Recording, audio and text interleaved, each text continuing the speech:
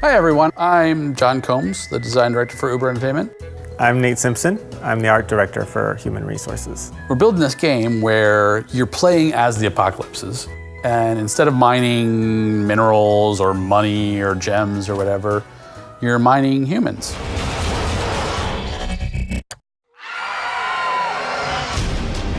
So the humans are, unfortunately, they're not in a good place. The humans are, their energy for each of the factions to make bigger and better things and destroy the rest of what's left of the world. I started off in the Command and Conquer world. I switched over to the Planetary Annihilation style world. This game is an amalgamation of everything I love merged into one awesome package. The common thread in this game is the consumability of humans. It's a real-time strategy game, so you're playing it top-down, and you choose a side, and we have these asymmetrical factions, and what that means is you play one way with the big machines. So the machines are all mobile, you have to deploy them to build your troops, or you could play the ancient ones, which are these big tentacle monsters, and they're more about directly consuming humans and building their temples and summoning your units out of the temples rather than being very mobile. I don't know too many games where you win and you get to eat the losers and you get to eat the map you're playing on. That's pretty cool. The cream of the crop, the thing that's on top of it all, is this amazing art style. He told me the concept for it, and combining that art style with what he had in mind for what the action would be for the game is just like, oh, that's gonna be crazy. And we're looking at having a very stylistic way that we're rendering the edges to make it look like it's a cartoon type rendering, anime style, is definitely non-trivial. It's going to be very, very challenging, but we can do it.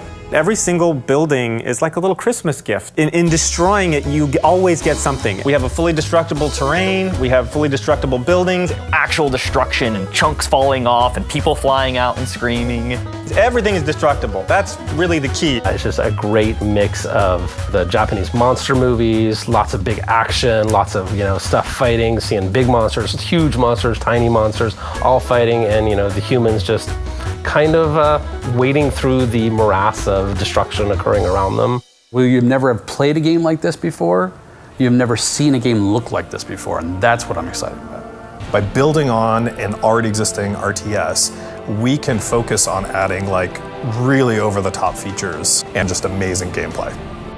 This is a big opportunity for us to say, yes, this is the staking ground, this is how we fund real-time strategy games now. We crowdfund it, we work with our fans, we work with the people pledging and supporting us. And this is a way for them to directly say, we want it made, we are going to support it being made, and be directly involved in not just funding it, but also staying involved after the fact and saying, how's the stage of alpha, how's the game playing, are you liking it, getting that early feedback and giving them a chance to help directly mold the direction of the game. Instead of having marketing people perhaps control the direction of the project, we're actually having the fans help guide where the project goes.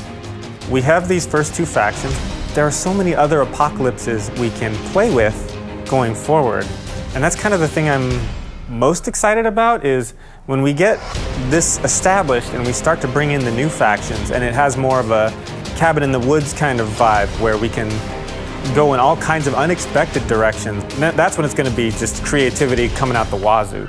Uber Entertainment has proven that we can do that. We had a huge Kickstarter with our last one, and we have delivered on it. And we're ready to do it again, because we believe this is the best process to build the games we want to. So we can do it. We have the right team, we have the know-how, we have the technology. Now all we have to do is make the game.